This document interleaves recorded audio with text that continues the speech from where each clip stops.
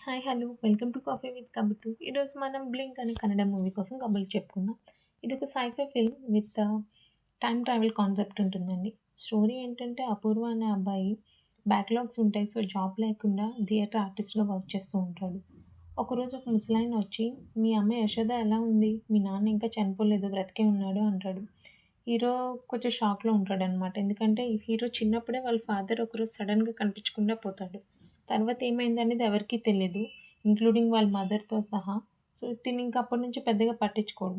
సడెన్‌గా ఇలా ముసలాయనొచ్చి ఇలా చెప్పేటప్పటికి తనకి చాలా క్వెషన్స్ వస్తాయన్నమాట.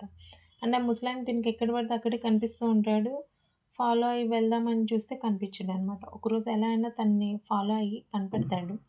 అప్పుడు తనేమో, ఇప్పుడు నేను నీకేం ఆన్సర్ చెప్పలేను. టైం వచ్చేటప్పుడు నేను కలుస్తాను. అంతవరకు నువ్వు నన్ను ఫాలో చేయకు అని చెప్పి వెళ్ళిపోతాడు. తర్వాత మన హీరో ఆ ముసలాయన్ని కనిపెట్టాడా లేదా? టైం ట్రావెల్ చేసి వాళ్ళ ఫాదర్‌కి ఏమైందో కనుక్కున్నాడా లేదా? ఇవన్నీ తెలియాలంటే 'బ్లింక్' అనే మూవీ చూడండి. మూవీ స్టోరీ అయితే చాలా కాంప్లెక్స్‌గా ఉంటుందండి. ఎందుకంటే టోటల్ 4 టైమ్ లైన్స్ ఉంటాయి. సో, మాక్సిమం మనకి 2 టైమ్ లైన్సే చూపిస్తా ఉంటారు. Movie starting half an hour కొంచెం స్లోగా ఉంటుంది. వన్స్ ఫ్లాష్ బ్యాక్ సీన్స్ వచ్చిన తర్వాత నుంచి కొంచెం ఇంట్రెస్టింగ్‌గా ఉంటుంది.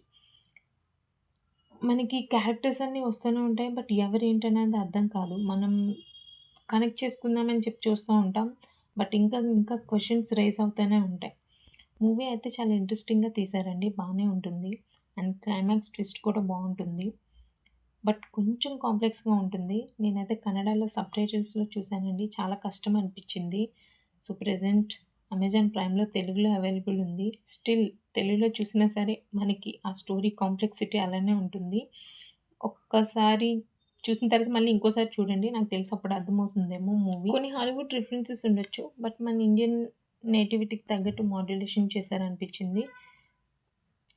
ఇంకా మూవీలో పర్ఫార్మెన్స్ అందరిది బావుందండి. అండ్ ఫ్లాష్ బ్యాక్ సీన్‌లో వచ్చే వాళ్ళ పర్ఫార్మెన్సెస్ కూడా చాలా బావున్నాయి. అండ్ ఇంతకీ హీరో బ్లింక్ చేస్తే ఏమవుతుంది? ఏం కాదు, బానే ఉంటుంది. ఇంకా బ్లింక్ చేయకుండా ఉంటేనే బావుంటుంది.